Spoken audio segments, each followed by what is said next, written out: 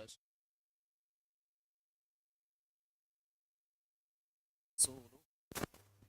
صلى الله صحبه وسلم أما بعد.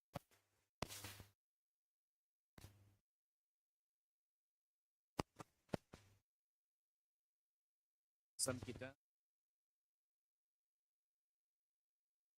sebagai singgah sebentar.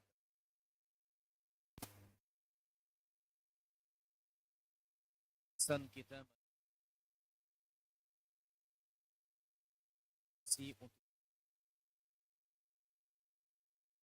si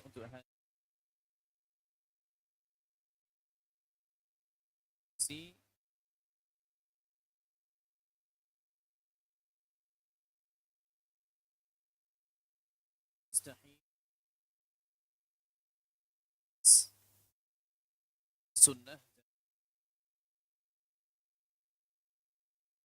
sunnahnya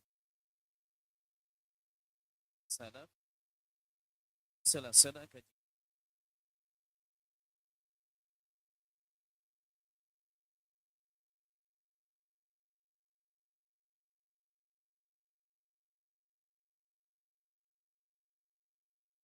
hati kita. Tapi disebut dengan tazkiyatun nufus. Insyaallah taala yang kita kejar malam ini, duduknya kita di sini selain mendapatkan fadilah hadir di majelis ilmu, maka ada kita harapkan 4 tujuan kita datang malam ini. Dengan judul kita ini kita harapkan insyaallah taala faedah pertama, tujuan pertama, kita setelah ini lebih zuhud dan lebih wara'. Faedah kedua yang kita harapkan setelah ini kita lebih ingat akhirat dan berbekal untuknya. Yang kedua, yang ketiga, setelah ini yang kita harapkan kita lebih takut kepada azab Allah Subhanahu wa taala di hari kiamat. Faedah keempat yang kita harapkan kita lebih bersabar dari kezaliman orang lain. Dan insyaallah taala di tujuan ini, di salah-salah tujuan ini akan kita kupas insyaallah taala ayat atau hadis-hadis atau kita nukil kalam para ulama insyaallah taala. Sebagai muqaddimah, kita awali bahawa kata dunia dalam Al-Quran itu tersebut kurang lebih sekitar 115 kali. Dan umumnya tersebut dunia itu dalam redaksi tidak dipuji, atau dalam redaksi yang dicela, dalam redaksi yang tidak lebih bernilai jika dibandingkan dengan akhirat. Tapi bukan berarti semuanya demikian. Contohnya jemaah yang Allah muliakan, ada juga kita dapati dalam Al-Quran ketika menyebutkan tentang dunia, malah Allah suruh kita agar tidak meninggalkannya begitu saja. Jemaah bisa baca contohnya di surat Al-Qasas di halaman 394 ayat yang ke-77, firman Allah Subhanahu wa taala, "Wabtaghi fima ataka Allahu ad-daral akhirah wa la tansa nasibaka minad dunya." Cari dengan apa yang sudah Allah datangkan kepadamu, karunia, nikmat, cari kehidupan akhirat. Tapi jangan engkau lupakan nasibmu di dunia. Berarti ada jatah yang juga mesti kita cicipi dari dunia. Kemudian juga di surat yang dianjurkan kita banyak membacanya, yaitu di surat Al-Kahfi halaman 299 ayat 46. Al-malu wal banuna zinatul hayatid dunia. Berarti di sini Allah Subhanahu wa taala meredaksikan dunia tidak dalam bentuk celaan. Tapi Allah sebutkan kata zinah. Harta dan anak-anak adalah perhiasan di kehidupan dunia.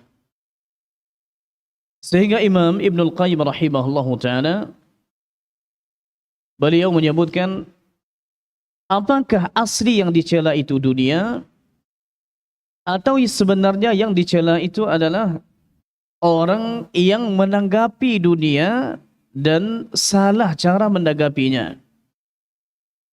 Sampaikan oleh Imam Ibnul Qayyim rahimahullahu ta'ala di kitab Uddatus Sabirin, beliau sampaikan, "Fad-dunya fil haqiqati la tudham."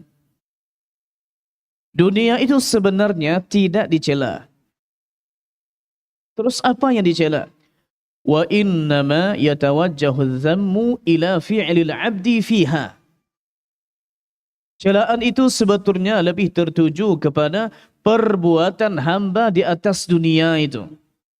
Cara hamba menanggapi dunia itu yang sebetulnya dicela oleh Allah Subhanahu wa taala. Sebetulnya beliau sebutkan, wa hiya qantaratun au ma'barun ilal jannah au mi'barun ilal jannah. Sebetulnya dunia itu adalah jembatan atau penyeberang kita ke surga. Tapi au ilan nar, atau boleh jadi ke neraka. Bisa begini, bisa begitu. Lalu disebutkan, walakin lamma ghalabat 'alaiha syahawat wal hudud wal ghaflah wal i'rad an 'anillah wad daril akhirah, fasara hadha huwal ghalib 'ala ahliha.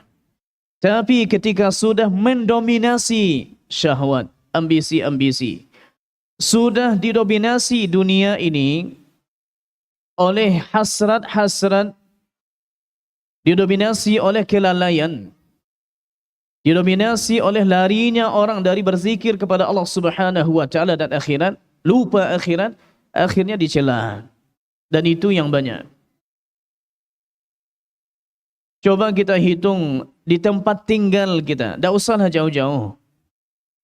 Kalau agak banyak contohnya kelurahan terlalu besar, mungkin kita pindahkan ke RW atau RT. Coba hitung contohnya ketika salat berjamaah. Siapa betul yang ada menjawab panggilan hayya 'alal salah? Hayya 'alal falah. Kemudian kalau ada pembagian sembako contohnya. Atau contohnya bukan gratis tapi ada korting ini, diskon itu. Beli gas dapat begini, beli ini dapat diskon ini. Coba mana yang lebih ramai? Di sini kita paham bahwa sangat disayangkan orang-orang yang hidup di dunia, sangat disayangkan, lupa tujuan awalnya mau ke mana. Nabi kita sallallahu alaihi wasallam dalam hadis, beliau sebutkan, ma di walid dunya illa karakib. Tidak ada jatahku di dunia ini kecuali hanya seperti seorang yang sedang musafir berkendaraan. Istadhalla tahta syajaratin thumma raha. Berteduh sebentar saja di bawah batang pohon. Tidak ada satupun orang sampai sekarang mengatakan, di mana rumahmu? Tuh di bawah batang pohon. Wallahi tak ada. Itu hanya tempat istirahat sesaat. Capek istirahat. Tapi kalau kita ingin istirahat panjang, ya pulang ke rumah. Maka Nabi kita SAW memberikan perumpamaan demikian. InsyaAllah ta'ala kita coba gali 4 faedah tadi. Dan semoga bukan saja ingatan kita atau hafalan kita yang bertambah, tapi insyaAllah ta'ala kita harapkan nutrisi untuk jiwa kita juga bertambah. Kita lihat jamaah yang Allah muliakan, yaitu faedah yang pertama, berkenaan dengan kita lebih bisa zuhud setelah ini, kita lebih bisa wara' setelah ini. Apa itu zuhud? Zuhud dan wara' kedua-duanya diterjemahkan oleh Syekhul Islam Ibn Taymiyah rahimahullahu ta'ala, dan dipuji definisi ini oleh muridnya Imam Ibn Al-Qayyim rahimahullahu ta'ala.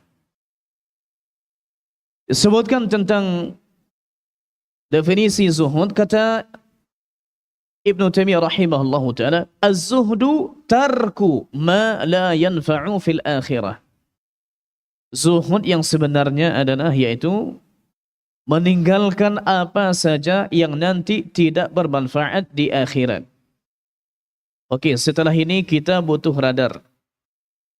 Setelah ini kita butuh scan, alat untuk men-scan. Cobalah lihat apa kira-kira yang tidak bermanfaat untuk akhirat. Apakah itu benda? Apakah itu kegiatan kita? Apakah itu kawan kita? Coba di-scan mereka semua. Kira-kira ini bermanfaat untuk akhirat kita? Kalau tidak, berarti mesti kita lebih zuhud. Disapa, ya disapa. Tapi akan dijadikan kawan akrab. Kawan yang paling dekat, kawan akrab tentu tidak. Sementara wara' kata beliau, wal wara'u tarku ma yukhafu dararuhu fil akhirah. Yaitu meninggalkan sesuatu yang dikhawatirkan bermudarat nanti di akhirat. Meninggalkan sesuatu yang dikhawatirkan, ditakutkan nanti akan bermudarat di akhirat. Dengan begitu jemaah, berarti zuhud lebih tinggi satu level dari wara'. Kalau wara' ini contohnya di perkara-perkara syubhat. Belum jelas ini punya kita, boleh diambil atau tidak. Kita belum tahu lagi contohnya, apalagi sekarang kita sedang marak-maraknya mensyiarkan masalah kurban. Panitia contohnya membeli kurban ke peternak tanpa ada sedikit pun harapan untuk dikasih apapun oleh peternak. Ternyata dikasih fee setelahnya. Dikasih amplop, dikasih ini ikhlas dari saya. Orang mukmin maka dia akan punya radar, dia akan punya scan wara'. Bukan begitu saja. Oh, ini kan dia ikhlas sudah. Ternyata masalahnya tidak seringan itu. Ternyata tidak boleh kita makan begitu kecuali dengan seizin peserta yang mewakilkan pembelian kepada kita. Dan ini sudah kita bahas. Singkat cerita, kita tanamkan lebih. Kata Imam Ibnul Qayyim rahimahullahu ta'ala setelah menukil dari gurunya definisi ini, apa kata beliau? Wa hadhihi ibarah min ahsani ma qila fi az-zuhdi wal wara' wa ajma'iha. Ungkapan ini, definisi ini termasuk yang paling indah, yang paling baik tentang zuhud, tentang wara' dan yang paling ashmal, yang paling mengumpulkan, yang paling universal, mengumpulkan makna zuhud dan wara'. Contohnya main HP boleh. Tapi kira-kira ketika kita main HP di waktu tertentu, yang kita lihat program tertentu bermanfaat tidak untuk akhirat kita. Kalau kita sudah punya scan ini, maka insya-Allah ta'ala di akhirat kita akan menikmati panennya. Insya-Allah ta'ala menikmati hasilnya. Cara kita supaya lebih zuhud dengan dunia, berarti kita bacalah kata-kata dunia dalam Al-Quran yang kita sampaikan ada 115 tadi, yang umumnya berisi celaan. Kemudian hadis Nabi SAW di antaranya adalah sabda Nabi kita di Sahih Muslim, ad-dunya sijnul mu'min wa jannatul kafir. Dunia itu adalah penjaranya orang mukmin dan surganya orang kafir. Ada seorang Yahudi datang kepada Al-Hafiz Ibn Hajar Al-Asqalani, bertanya kepada beliau, "Ya ayuhal qadhi, wahai qadhi, orang yang sekarang sudah punya jabatan di negara, alaysa nabiyukum yaz'umu anna ad-dunya sijnul mu'min wa jannatul kafir?" Bukankah nabi kalian itu sudah menyatakan bahwa dunia ini adalah penjara bagi orang mukmin dan surga bagi orang kafir? Begitu kan? Kata Al-Hafiz Ibnu Hajar, pengarang Fathul Bari, Bulughul Maram dan yang lain, iya, memang begitu. Lalu si Yahudi ini yang dia miskin mengatakan begini, fa anta fi na'imin wa jahin wa mal. Engkau kan orang mukmin sekarang berada dalam kenikmatan, punya pangkat, punya harta. Sementara aku kafir, seorang Yahudi sengsara, fi syaqawatin, di dunia ini. Hadzal faqr wasyaqa, miskin, sengsara, Itu gimana tuh? Lalu Al-Hafiz menjelaskan seorang yang faqih yang datang kepadanya orang non-muslim. Dan dari pertanyaan ini ada semacam jebakan ingin menjebak imam. Tak benar ni sabda Nabi kalian. Buktinya keadaan kita ini tidak sama dengan keadaan hadis itu. Lalu dijawab oleh beliau, wahai orang ini, perumpamaan kenikmatan yang kurasakan sekarang jika dibandingkan dengan kenikmatan di akhirat nanti, maka aku di dunia sekarang meskipun nikmat tapi mirip dengan penjara. Dan perumpamaan engkau sengsara sekarang di dunia dibandingkan dengan azab nanti di akhirat, bagaimana sengsaranya engkau? Engkau sekarang dalam surga. Tak bisa dibandingkan. Engkau masih mending sekarang ini. Masih bisa berbicara, masih bisa tidur, masih bisa begini. Akhirnya si Yahudi dengan jawaban ini masuk Islam. Ini luar biasa dengan ilmu yang mumpuni, Masya Allah, dan dengan hikmah dalam menyampaikan, Masya Allah. Berarti agar kita lebih zuhud dari dunia, kita butuh membaca hadis-hadis yang memang mengecilkan dunia. Dan berusaha semaksimal mungkin jauh dari orang yang ambisinya mengejar dunia. Ada seorang ulama di abad kedua, namanya Imam Ibn Sammak. Beliau mengatakan begini, dan silakan kita bayangkan, kita lakukan dalam ungkapan ini. Kata beliau, hab anna dunya fi yadaika. Cobalah berandai-andai kalau dunia itu sekarang digiring semuanya engkau yang punya. Mobil sebanyak ini orang punya, engkau punya semua. Andai demikian. Lalu beliau sampaikan, wahab al-masyriq wal-maghrib yaji'u ilaika. Coba diandaikan, dibayangkan bahwa timur bumi ini, barat bumi ini, semuanya itu datang kepadamu. Tak perlu kejar-kejar, mereka yang datang, dia yang datang. Kekayaan itu datang kepadamu. Lalu beliau sampaikan, فَإِذَا جَاءَكَ الْمَوْتُ فَمَاذَا فِي يَدَيْكَ. Tapi kalau mati sudah datang kepadamu, apa yang bisa engkau banggakan di tanganmu lagi? Dari milikmu semuanya, apa yang bisa dibanggakan lagi? Tak ada ceritanya kalau sudah mati lalu kita punya orang dalam untuk melobi. Wallahi tak ada. Beliau juga sampaikan, ad-dunya kulluha qalil. Dunia ni semuanya sedikit. Dibanding akhirat, umur dunia ni meskipun dari Nabi Adam sampai nanti akhir zaman, sedikit. Lalu beliau sampaikan, walladhi baqiya minha qalil. Dan yang tinggal dari dunia yang sedikit, lebih sedikit lagi. Dan dunia itu tidak kita yang punya semua. Walladhi laka minha qalil. Dan jatahmu dari dunia yang tinggal sedikit, lebih sedikit lagi. Walladhi baqiya laka minha qalil. Dan yang tinggal dari jatahmu yang sedikit, lebih sedikit lagi. Berarti kita ini kalau boleh kita kasih nama baru, qalil bin qalil bin qalil bin qalil. Sedikit bin sedikit bin sedikit bin sedikit. Tak tahu nanti kapan akan disuarakan nama kita di masjid, telah berpulang kepada penciptanya, semoga Allah merahmatinya, lalu disebut nama kita. Diarahkanlah kepada kita doa, Allahumma fir lahu, Allahumma fir laha. Dan itu akan datang suatu saat. Itu akan datang. Karena sudah pasti yang menyolatkan akan disolatkan, yang menangis akan ditangisi, yang mengafani juga akan dikafani suatu saat. Berarti kita butuh hadis-hadis untuk membuat kita zuhud dan membuat kita wara' hadis-hadis seputar dunia tapi tidak dalam bentuk pujian. Di poin nomor 1 ini kita akhiri dengan hadis ini. Hadis di Musnad Imam Ahmad bin Hanbal dengan sanad yang sampai kepada seorang sahabat nama beliau Ad-Dhahhak Ibnu Sufyan Al-Kilabi. Beliau sampaikan atau boleh bertemu dengan Nabi, lalu Nabi bertanya kepadanya, sanad hadis ini sahih li ghairihi. Artinya hasan dan banyak dan bisa menjadi sahih. Nabi bertanya kepadanya, ya Dhahhaku, ma ta'amuka? Wahai Dhahhak, apa makananmu?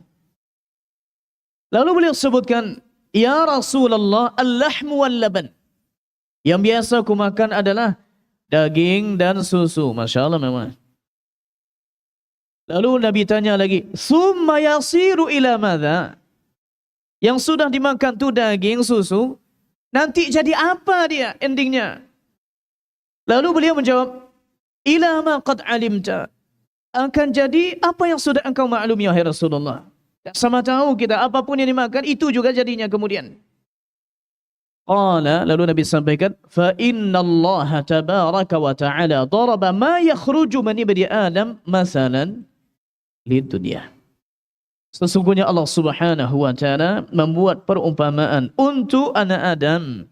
Membuat perumpamaan dunia mirip dengan apa yang keluar dari anak Adam itu. Enak sebentar, besok endingnya berbeda. Enak besok endingnya berbeda. Busuk bentuknya. Kita saja sendiri, padahal itu punya kita, no? Tapi kita orang yang paling jijik sepertinya. Lebih bagus kita menginjak tahi binatang daripada kotoran kita sendiri. Yang kedua, faedah yang kita inginkan, yaitu selalu ingat akhirat. Selalu ingat tujuan kita. Kembali kepada hadis tadi. Aku adalah seperti musafir, sebentar berteduh di bawah batang pohon lalu pergi. Karena bukan di sini. Tidak logis dan tidak masuk akal. Kita beli baju lebaran. Supaya tidak mahal, kita beli di awal-awal. Bagus, Masya Allah. Rencananya nanti akan dipakai di hari lebaran. Tapi ternyata itu sudah kita pakai dari sekarang. Lalu pas nanti lebaran usang.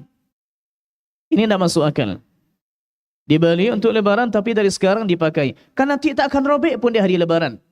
Tak ada orang demikian. Dia akan simpan supaya di hari lebaran dia pakai yang terbaik dari bajunya.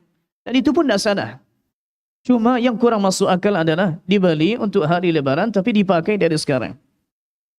Artinya modal yang sekarang kita miliki di dunia itu sebetulnya untuk tujuan kita akhir di sana, di surga Allah Subhanahu wa ta'ala.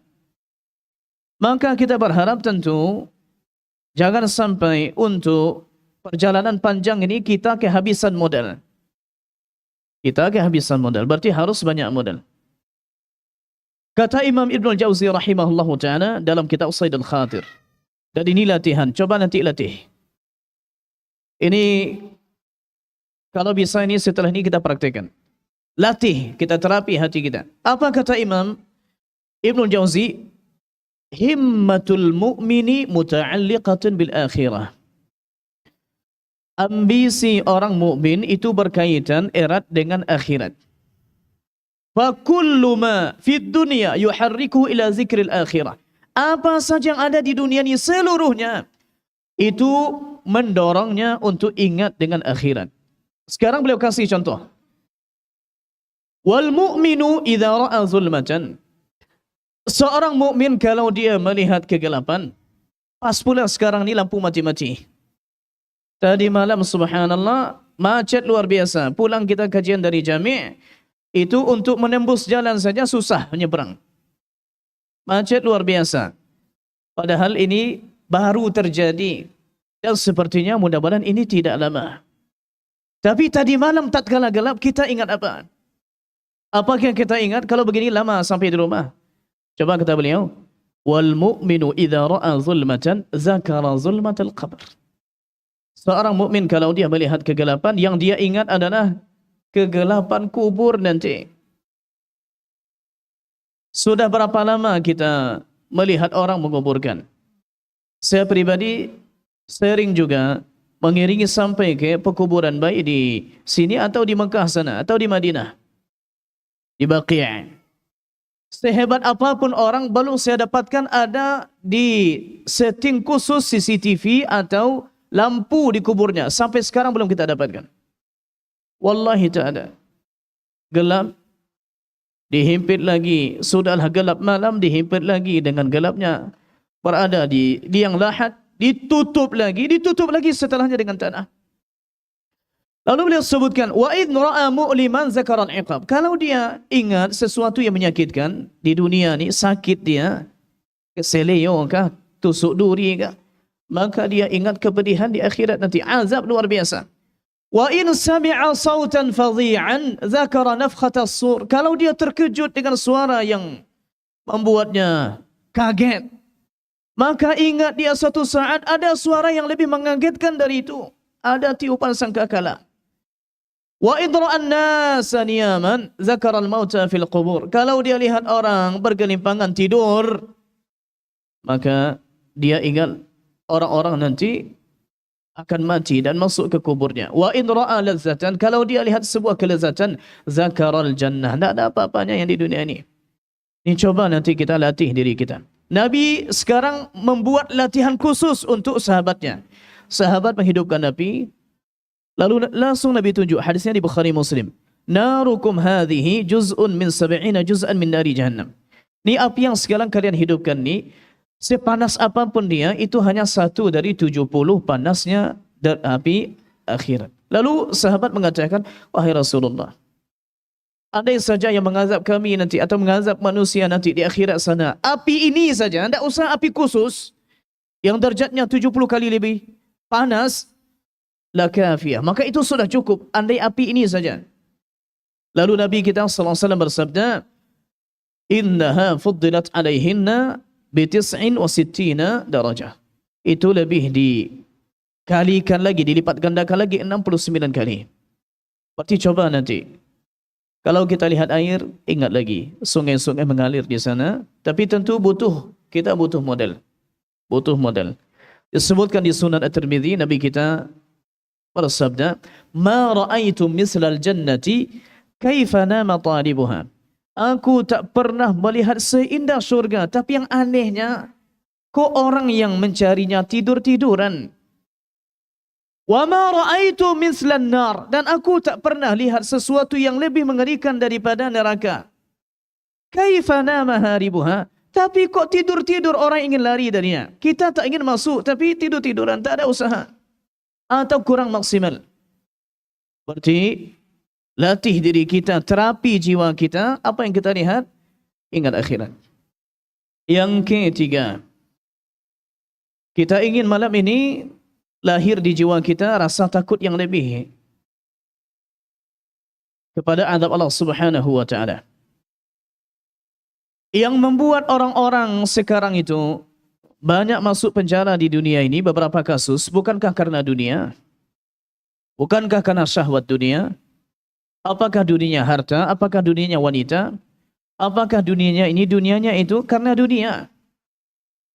Kenapa banyak orang sekarang berkasus masalah ini, masalah uang, masalah itu? Kalau tidak dunia, dunia. Sebutkan di halaman 129 Al-Quran, surat Al-An'am, ayat 15.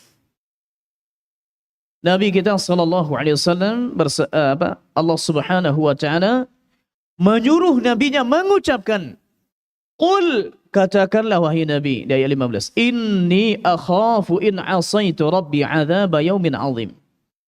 Katakanlah wahai nabi, sesungguhnya aku takut pada azab di hari yang besar, hari kiamat, jika aku durhaka, jika aku maksiat, in asaitu rabbi, jika aku bermaksiat kepada Tuhanku. Ia bermaksiat sebentar, dia enaknya sebentar. Anggap contohnya kita tidak diketahui orang. Yang kita lakukan di dunia tidak dicium baunya oleh orang. Okeylah, selamat kita di dunia, tapi selamat di akhirat. Katakan wahai Nabi, aku takut nanti azab yang lebih pedih di akhirat. Dalam sabda Nabi kita juga sallallahu alaihi wasallam, Nabi bersabda, ittaquz zulma fa inna zulma zulumatun yaumil qiyamah. Takutlah kalian berbuat zalim. Kenapa? Karena zalim itu akan menjadi kegelapan nanti di hari kiamat, di Sahih Muslim. Coba jemaah, di antara prakteknya supaya nanti insyaallah taala kita lebih takut dengan azab Allah Subhanahu wa taala, kita bawa selalu dalam ingatan kita. Setelah salat, di antara zikir yang dianjurkan dibaca setelah kita salat fardu, selain Allah ma'ini ala zikrika wa syukrika wa husni ibadatika, bagi yang melihatnya setelah salam, maka ada satu zikir dari Bara' bin Azib, hadis di Sahih Muslim dari Nabi sallallahu alaihi wasallam. Nabi baca begini, Rabbi qini adzabaka yauma tab'atsu ibadak. Rabbi, wahai Tuhanku. Asal katanya ya Rabbi. Rabbi qini, qi, jaga, ni saya. Ya Rabb, jagalah aku azabaka, dari azabmu, siksamu, yauma tab'atsu ibadaka, hari di mana engkau nanti membangkitkan hamba-hambamu. Ini dalam sehari berarti 5 kali kita baca. Rabbi qini azabaka yauma tab'atsu ibadaka. Cukup 5 kali? Tak cukup.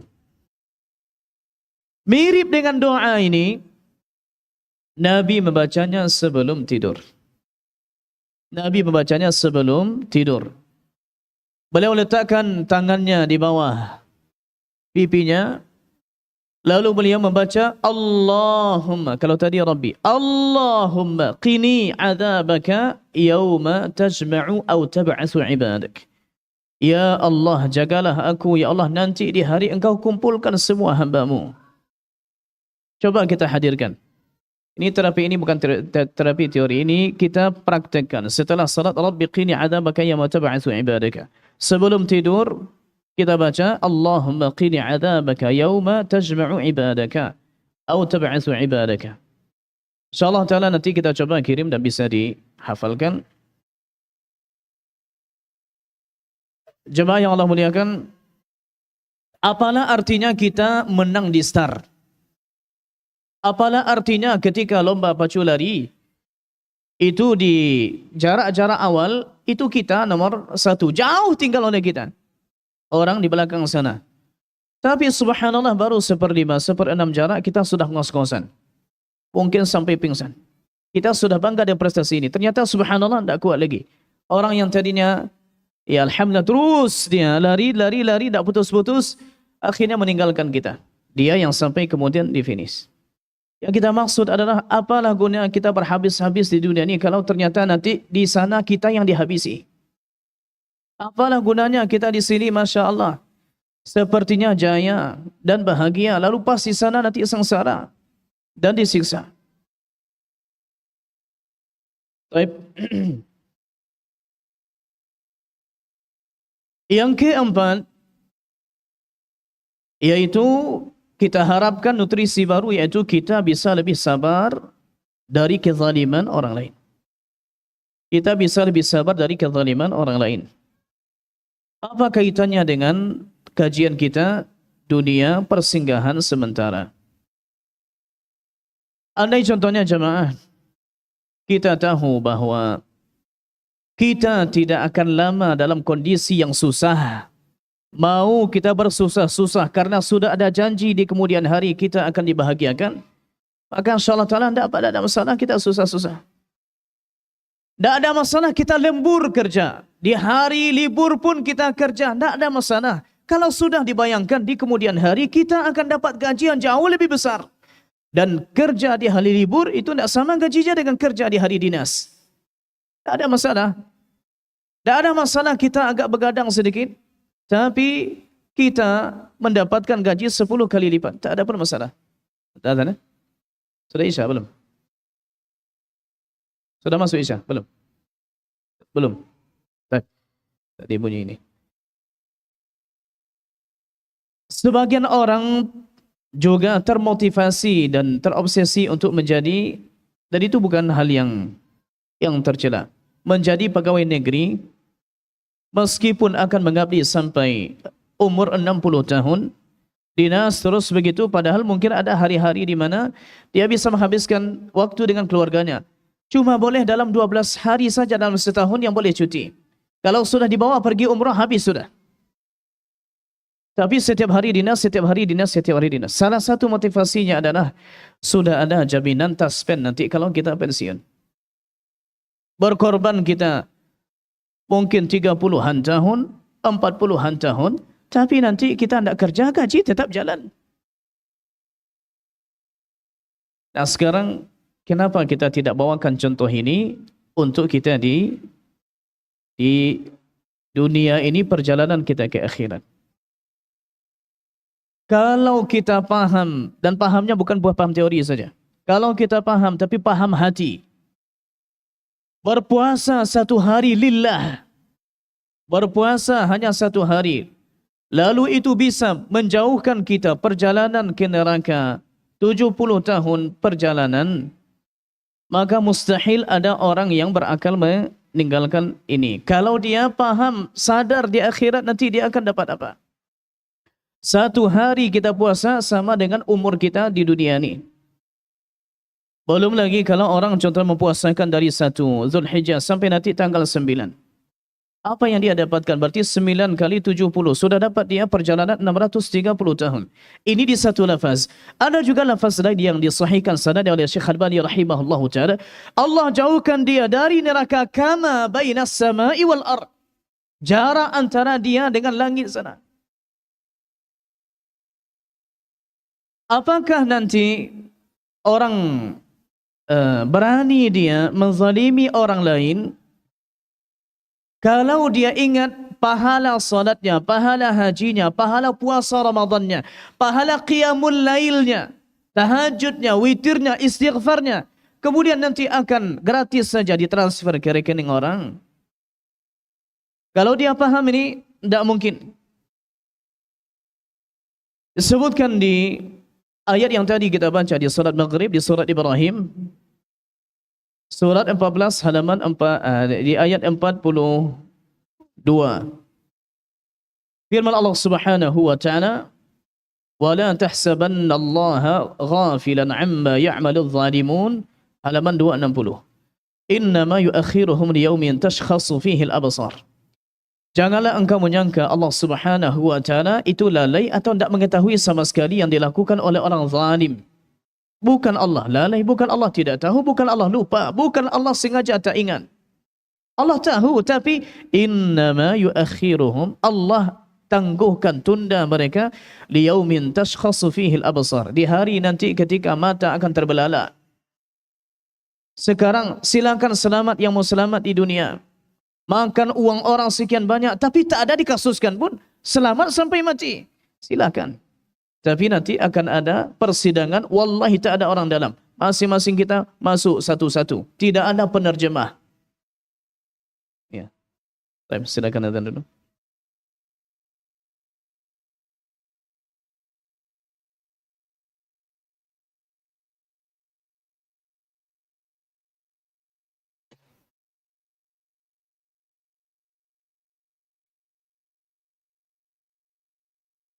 Allahu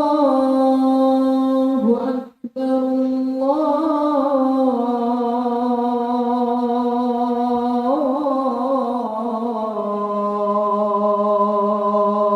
Allahu Akbar,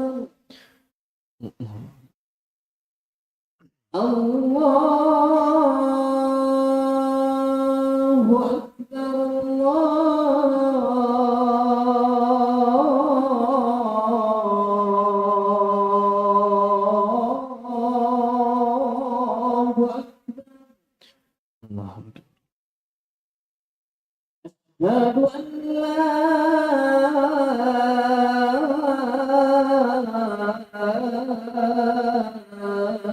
ilaha illallah.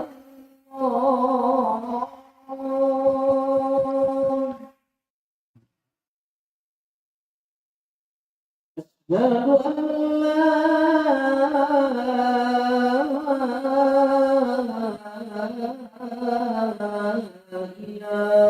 la ilaha illallah.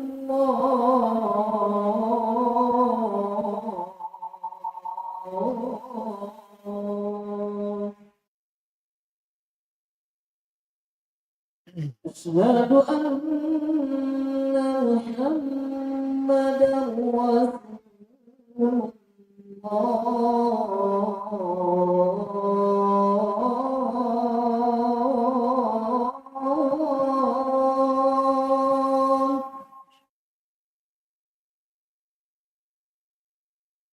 Asyhadu anna Muhammadan Rasulullah.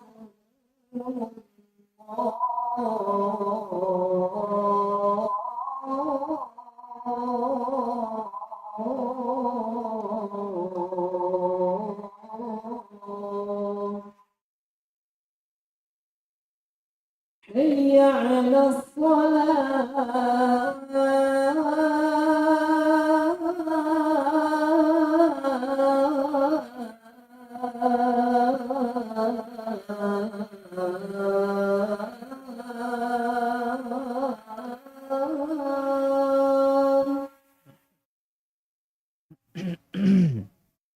حي على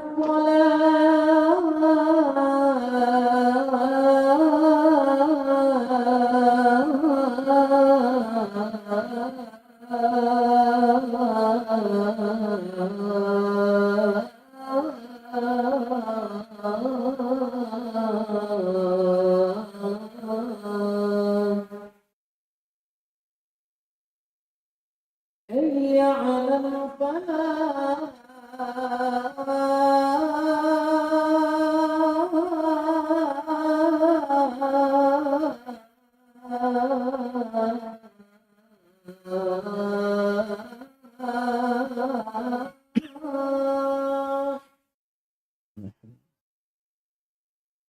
حي على الفلاح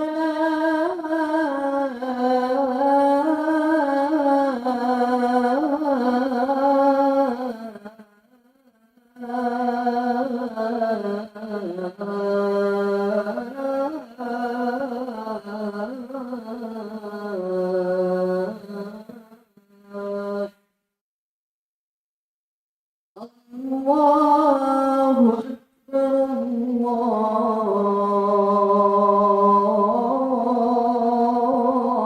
أكبر لا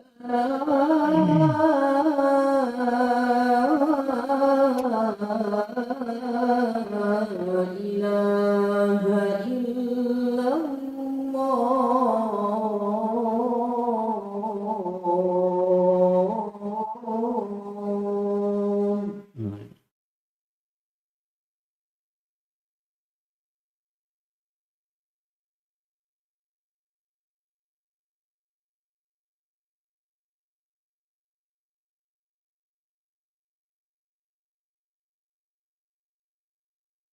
Alhamdulillah Rabbil Alamin. Wassallallahu wasallam wa baraka ala Nabiil Karim wa ala alihi wa sahbihi ajma'in, amma ba'd.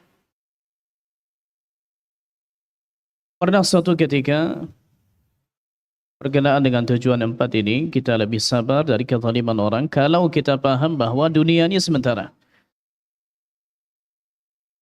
Dalam hadis yang sahih di Sunan Ibnu Majah dan yang lain, pernah Nabi kita sallallahu alaihi wasallam meminta kepada para sahabat yang dulu pernah hijrah ke Habasyah, yang lama mereka tinggal di sana, kurang lebih sampai 15 tahun mereka di sana. Mulai dari tahun 5 kenabian, usia Nabi 45 tahun. Dan baru mereka datang bergabung kembali dengan kaum muslimin, bertemu dengan Nabi tahun ke-8, tahun ke-7 Hijriah, di waktu perang Khaybar. Kalau tahun ke-5 kenabian, sementara di Mekah ada 13 tahun, berarti untuk Mekah saja sudah 8 tahun, tambah 7 setelah di Madinah. Berarti 15 tahun. Tak mungkin kita berada di suatu tempat 15 tahun lalu kita tak punya kenangan di sana, tak punya cerita. Nabi sekarang minta kepada mereka, Nabi sampaikan, "Ala tuhaddithuni bi'ajib ma ra'aitum bi ardil Habasyah?"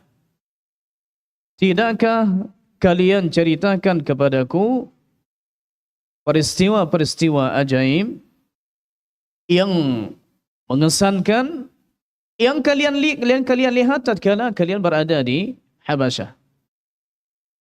Berarti banyak ini. Tapi berkatalah salah satu dari mereka, "Bala ya Rasulullah." Ya, akan kami ceritakan. Baina nahnu julusun.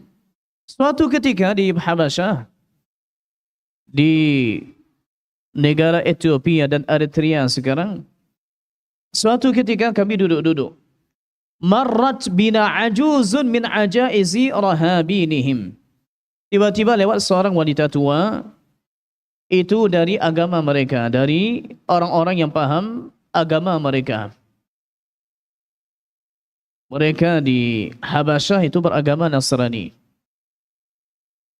Tahmilu ala ra'siha qullatan min ma'in. Dia bawa di atas kepalanya itu ada kendi berisi penuh air.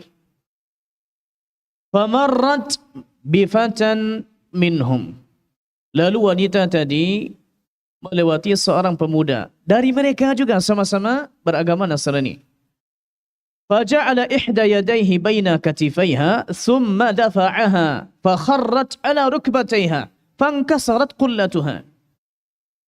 Akhirnya pemuda tadi memegang salah satu bahu dari wanita tua tadi, padahal ada kendi berisi air penuh di atasnya, didorong. Wanita tadi jatuh dan kendinya pecah, air berserakan. Ini disaksikan oleh para sahabat. Lalu disebutkan oleh wanita tadi, karena dia tidak mampu membalas. Kita sudah tua, wanita lagi, apa yang bisa kita balas? Tapi ada kata-katanya luar biasa. Kata wanita tadi, "Saufa ta'lamu ya Ghudar." Nanti engkau akan tahu wahai pengkhianat. Harusnya engkau menolong bukan malah menggolong. Saufa ta'lamu ya Ghudar. Idza wada'a Allahu al-kursiyya wa jama'a al-awwalin wal akhirin wa takallamat al-aydi wal arjul bima kanu yaksibun. Nanti engkau akan tahu wahai pengkhianat. Jika Allah meletakkan kursinya di hari kiamat. Jika Allah kumpulkan yang pertama dari hambanya sampai yang terakhir. Lalu berbicaralah tangan, berbicaralah kaki. Dengan apa yang menyaksikan atau sebagai saksi apa yang sudah mereka lakukan. Fasawfa ta'lamu kaifa amri wa amruk indahu ghadan. Engkau akan tahu nanti bagaimana perkaraku dan perkaramu nanti. Tak apa-apa, kau zalimi aku sekarang. Nanti aja kita berurusan. Akan sulit kita mengunci mulut orang semuanya untuk tidak menggunjingkan kita. Mana ada? Tidak cukup dua tangan kita untuk menutup mulut orang agar kata-katanya yang keluar dari mulutnya itu jangan sampai menyinggung perasaan kita. Susah. Tapi kalau kita paham dunia hanya sementara, tujuan kita akhirat sana, tak bisa pun kita membalas di dunia, sabar. Itu akan menjadi hak kita. Jangankan lagi orang dengan orang, kambing bertanduk dengan kambing tak bertanduk. Di hari kiamat ternyata mereka juga dikisas. Terzalimi yang tidak ada tanduk oleh yang bertanduk. Di hari kiamat malah dibalik kondisinya. Lalu setelah dua kambing ini sudah dikisas, sudah dibalas, sudah ada pembalasan, kuni turaba. Jadilah masing-masing kalian menjadi debu saja. Ternyata tidak ada hisabnya, cukup hanya beradu begitu saja selesai. Sehingga orang kafir tatkala melihat pemandangan itu mengatakan, ya laitani kuntu turaba. Andai saja aku hanya menjadi debu, selesai masalah. Secepat itu saja selesai. Oh tidak, kalau manusia tidak secepat itu. Akan ada nanti hisabnya, akan ada nanti. Bahkan sebelum kita masuk ke syurga, setelah melewati sirat yang panjang, ada satu jembatan lagi. Itu jembatan khusus masalah kezaliman. Namanya qantarah. Tak akan masuk syurga kalau belum melewati itu. Masih ada kezaliman, berarti pahala kita yang akan membayarnya. Oh ternyata tidak cukup dosa orang yang akan dipikulkan kepada kita. Sebagaimana dalam hadis. Baik, saya sebutkan beberapa kisah dan insyaAllah ta'ala setelahnya kita tutup. Yang kita harapkan dengannya insyaAllah ta'ala kita ada bekal untuk perjalanan kita yang jauh ini menuju akhirat. Di antara kisahnya adalah jemaah berkenaan dengan seorang ulama di zamannya Abdullah ibn Mubarak. Bagaimana kewara'annya, bagaimana sikap beliau khawatir nanti barang orang ini terpakai kita yang nanti habis di akhirat. Disebutkan oleh seorang murid yang bernama Hasan bin Arafah. Qala li Ibnu Mubarak, berkata kepadaku Abdullah bin Mubarak, ista'artu qalaman bi ardis Syam. Aku pernah meminjam pena, menulis, pernah aku pinjam pena dan itu di Syam. Kalau Syam dulu disebut berarti secara umum dia mencakup 4 negara sekarang, ada Yordania, Palestin, mencakup juga Suria dan juga mencakup Lebanon. Tapi biasanya kalau Syam pusatnya berarti kemungkinan besar di Suria, di Damaskus, karena di situ dulu pusat Daulah Bani Umayyah. Singkat cerita, aku pernah dulu pinjam pena ke orang di Syam. Ternyata terbawa. Fadhahabtu ala an aruddahu. Aku pergi ke sana untuk mengembalikannya. Ternyata tidak diketemui orangnya. Falamma qadimtu Marwan, nazartu fa idza huwa ma'i. Maka ketika aku beranjak pergi menuju ke Marwa atau Marf, dan itu kalau dihitung ya kurang lebih ada di Turkmenistan sekarang. Kalau dihitung jaraknya dari Turkmenistan sampai ke Suria kurang lebih 2.500 kilo. Jauh ini. Pena terbawa. Kemudian mau dikembalikan, orang tidak ketemu, terbawa. Dikembalikan, lupa, terbawa sampai. Lalu apa kata beliau? Fanazartu fa idza huwa ma'i. Ternyata pena itu masih bersamaku. Faraja'tu ila Syam hatta radadtuhu ala sahibi. Maka aku kembali menempuh perjalanan panjang menuju Syam sampai ku kembalikan pena itu ke orangnya. Kalaupun orangnya tahu ini sebetulnya, ini seorang ulama dan dia butuh pena, mungkin dia ikhlaskan saja. Iya, cuma itu kan di dunia, bukan di akhirat. Di akhirat mana ada orang ikhlas? Tak ada masalah. Mana yang tak ada masalah? Jika orang ada satu rambut diambil secara zalim, dia akan tuntut di akhirat. Jika ada anak sekarang ini, anggaplah contohnya dizalimi oleh orang tuanya, dia bisa maafkan karena ujung-ujungnya dia orang tuanya. Tapi nanti di akhirat, wallahi tidak. Wa idzal mau'udatu su'ilat bi ayyi dhanbin qutilat. Ketika bayi wanita, bayi perempuan hidup-hidup, anak perempuan masih kecil dikubur hidup-hidup. Kenapa dia dibunuh? Apa salahnya? Dia akan tuntut. Tak ada cerita di akhirat ikhlas. Begitu saja rela. Tak ada lagi, karena di sana hari pembalasan, di sini hari amal. Maka kita berharap insyaAllah ta'ala kita coba untuk menerapkan 4 hal ini. Dari kajian kita malam ini kita ulangi. Kita dapatkan hendaknya insyaAllah ta'ala dengan kita paham dunia ini hanya persinggahan sementara, kita lebih zuhud, kita lebih bisa berani mengambil keputusan. Jika ini tidak bermanfaat untuk akhirat, tunggu dulu. Apalagi kalau ini berpotensi bermudarat untuk akhirat, mohon maaf, ini bukan duniaku lagi. Yang kedua, selalu ingat kita dengan akhirat, selalu ingat dengan tujuan awal kita. Kalau kita paham insyaAllah ta'ala bahwasanya amalan yang kita lakukan ini untuk akhirat sana, insyaAllah ta'ala rasa-rasanya ini dan mungkin kita malas sedekah. Kalau kita paham di akhirat nanti bahwasanya sedekah akan menjadi payung kita, menaungi kita. Tak ada payung, datang saja sedekah Allah wujudkan seperti payung. Disebutkan al-mar'u ala dhilli sadaqati fi dhilli sadaqati yaumil qiyamah. Seseorang nanti akan berada di bawah naungan sedekahnya di hari kiamat. Kalau kita paham bahwa hafalan Al-Quran yang kita punya sekarang itu insyaAllah ta'ala akan dibaca lagi setorannya di akhirat sana di syurga, untuk menentukan di mana posisi kita. Rasa-rasanya kalau kita sadar, tidak mungkin kita malas. Kita sudah punya, pernah punya, dan ingin nanti masih memilikinya sampai nanti di syurga, diangkat kita di sana. Yuqalu li sahibil Qur'an yawmal qiyamah iqra wartaqi warattil kama kunta turattil fid dunya fa inna manzilataka 'inda akhir ayatin taqra'uha. Naik terus sampai ayat terakhir engkau hafal, engkau baca terus, lantunkan. Rasa-rasanya seperti tidak mungkin kita akan melalaikannya begitu saja.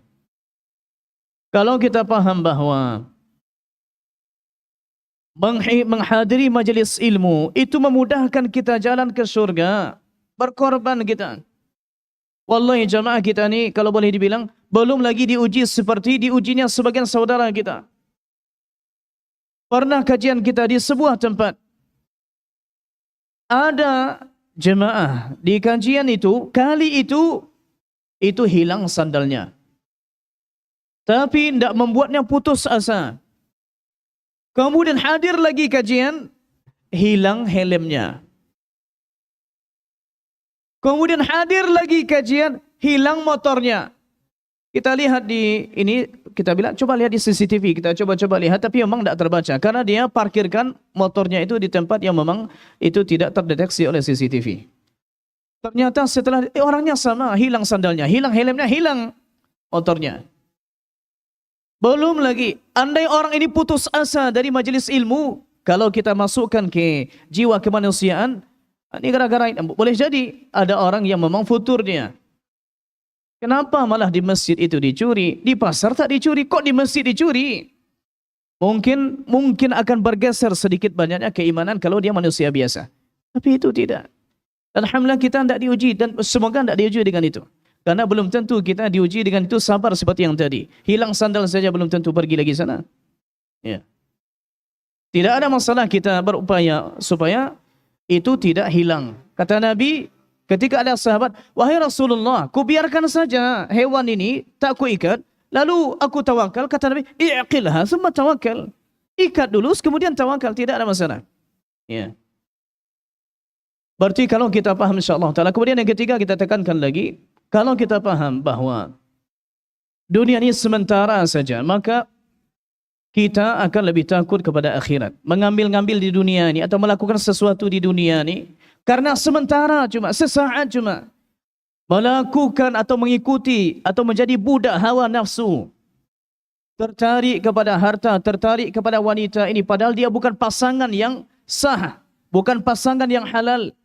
Kalaupun kita dapatkan semuanya darinya, itu hanya sesaat. Yang terjadi setelah itu adalah kita viral sebagai oknum yang akan dikenang dalam sejarah. Oh, ternyata dia begini. Lalu di akhirat pun dipermalukan kalau tidak taubat. Maka semakin takut hendaknya kita dengan azab Allah Subhanahu wa taala di akhirat. Dan yang keempat tadi, kita lebih bersabar dengan kezaliman. Kalau kita tak dapatkan harta kita, utang tak dibayar-bayar. Katanya dibayar tapi tak dibayar-bayar. Dan orangnya masih bisa senyum ke kita. Yang herannya itu adalah kenapa dia masih bisa senyum padahal dia sabar. Suatu saat kita yang senyum. Kalau tak dibayar utangnya, itu akan kita dapatkan. InsyaAllah ta'ala. Contohnya uang kita hilang dicuri orang. InsyaAllah ta'ala akan kita dapatkan. Itu sebetulnya harta yang lebih segera ditransfer ke akhirat. Tidak ada satupun punya kita lalu diambil secara zalim oleh orang lain kecuali pasti akan jadi milik kita. Yang belum tentu jadi milik kita adalah yang ada di dalam saku kita sekarang itu belum tentu untuk kita. Itu bisa untuk orang lain, bisa untuk orang lain atau bisa contoh untuk sesuatu yang bikin kita mudarat. Tapi yang diambil orang insyaallah taala pasti jadi milik kita di akhirat, tinggal kita minta dengan cara qisas yang tadi. Harta dicuri, uang diambil, utang tak dibayar, perasaan kita dizalimi, kita disinggung selalu dipermalukan. InsyaAllah ta'ala bersabar, itu sesaat. Kalaupun kita malu sesaat, tapi nanti akan ada hisabnya di akhirat. Sudah begitu saja. Jangan capek kita memikirkan orang. Orang yang capek memikirkan orang lain, cepat tua dia. Pikirkan diri kita sendiri.